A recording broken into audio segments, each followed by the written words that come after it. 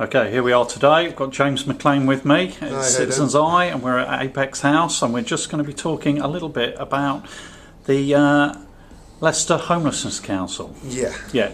So you're setting up the Homeless Council, James? Yeah, that's correct, yeah. Why are you doing this, and what do you hope to achieve? Right, well, as you're probably aware, some of the people that are following are probably aware, I've been involved in a protest, setting up Street Life Action Group and my own independent campaign, Homeless Not Worthless. Now, with protesting can only actually achieve so much. What you actually have to do, there is processes you also have to go through. Now, the Leicester Homelessness Council is part of this process, because what I feel is happening is not particularly with the groups that have set up or anything, but I don't feel that the people that are actually being affected most by all of these proposals to change the services are actually being represented well enough. So, and also as well, there's also the fact that Leicester does have a very serious homelessness problem, and I really feel that Leicester as a city will benefit from having this council in the future as well. This is something that's not just being set up to actually challenge or to help direct the homelessness strategy that Leicester City Council have come up with. This is something that actually Leicester, I feel, really does need to represent homeless people and the issues that surround homelessness. If we want to break all of these cycles that the council are talking about in their strategy, then this is one of the ways that we can actually do it, by empowering homeless people to actually have a say in the change of direction of services. Yeah. So who are you looking to get involved? Well, I've sent emails and I've actually spoken to staff members at all of the 12 different hostels and Action Homeless as well, so there's going to be a few people from those projects coming, and basically I want actually residents from the hostels and from the projects that are being affected. So that's YASC and the Centre project. These are actually day centres that people get access to. The council, again, they're actually saying that this actually encourages homelessness and the cycle of homelessness, which I totally disagree with. I actually think that these centres actually do the jobs that some of the hostels are not able or do not and should be doing. Do not do so. So you're going to hopefully get the kind of the opinions of people on the ground, so to speak, literally sometimes. Yeah, pretty much, and it's all going to be totally anonymous, so it doesn't matter which hostel they come from. Like they're not going to have to worry about, because this is one of the problems in hostels. When you're in a hostel, like, you don't feel that you have the power to speak up about things that are going wrong, because these hostels, whether this is right or wrong for people to think this, but they actually think that they could lose their beds if they speak up about things that are not going right in the hostels. So this is something that we have to challenge as well, because people are in a vulnerable position, and being homeless, you are vulnerable, no matter how much of a Jack the Lad you pretend to be. That is actually just a front for the vulnerability that you actually feel inside, and it's about actually sort of like breaking down those barriers and trying to channel things a bit better for people. So how would you like to see the Homeless Council develop?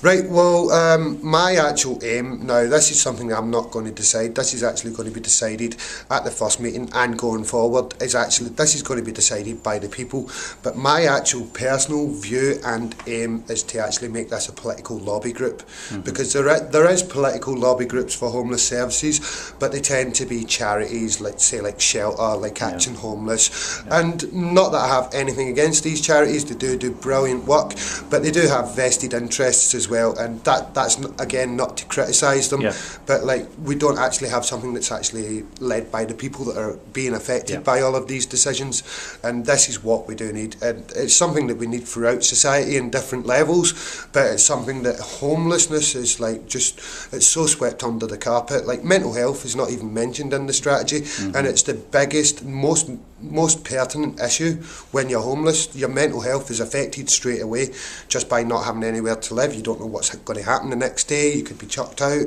or you might not even get somewhere to stay. You'll have to sleep on the streets, and that does affect your mental health no matter how strong you are.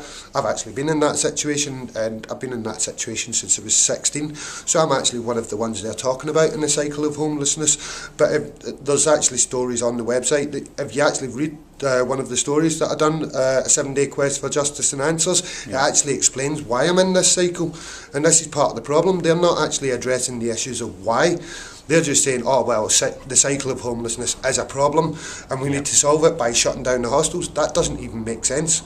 So, like, as I said, like, I really do think this is something that we need on a local level and at a national level to actually lobby for the interests of homeless people. They're the ones that actually get affected by these cuts and these strategies and proposals. Yeah, so what kind of things will you be considering on the day? Well, on the day, like, we actually, we just come along here. We've got the launch here, which is on Wednesday the 17th of April at Charlesbury House in Leicester between 11 and 4 p.m. And we've got the agenda here, haven't we? Yeah, the agenda's here. The agenda topics include homelessness and the issues surrounding it. So it's going to start off, when they actually come, they're going to actually fill out an anonymous survey, and then that will basically direct the conversation for the rest of the day. So then we're going to look at preventing homelessness in Leicester, because that's one of the things that's in the strategy. And to do that, 90% of cases of homelessness come from relationship or family breakdown. Now, unless you're actually going to employ loads of relate counsellors, I don't see how that's actually going to happen. It's not something that you can prevent, like certain circumstances cannot be prevented. And then again, breaking the cycles of homelessness, which I've just discussed. And then this is why I'm leaving this to quite late on the day. We're actually going to discuss the proposed homelessness strategy. Now, that's going to be very brief. That's basically just going to be talking about the actual beds we have at the moment and the amount of beds they actually want to bring it down to. Now then we're going to basically go on to the people's ideas, the people's views of the homelessness strategy and their ideas on how we can actually help prevent homelessness, help prevent the cycle of homelessness, or breaking the cycles, because cycles do have to be broken just to make sure the wheels are turning right. And I do not dispute that. I actually agree with a lot of what's actually said in the homelessness strategy, but it's their methods of doing it I don't agree with. And then after that, it's basically going to be talking about what difference can I, not myself, this is the people that are coming, what difference can they make? And at the end of the day, like, the Leicester Homelessness Council is actually, them turning up on that day is going to be making a difference, because everything that comes out of this meeting and the subsequent meetings will be getting passed up to the highest levels, and it's going to go to Leicester City Council. It's also going to go to the government departments as well that are actually enacting all of these policies that are being brought out, have already been brought out across most of the country. And again, like, just to talk figures, 32,500 people were homeless before this the Condems so-called came into power. That now stands at 50,000. If we allow these proposals to go ahead, that is going to astronomically increase, and I can guarantee you that. I'm not a scientist, I'm not a professor or anything, but I'm sorry, I've actually been there. I know what's going to happen when you cut beds. You're going to basically be taking opportunities away from the most vulnerable in society, and I cannot allow that to happen, unfortunately. James, good luck with the launch. Thank you very much. Look forward to seeing the results. Okay.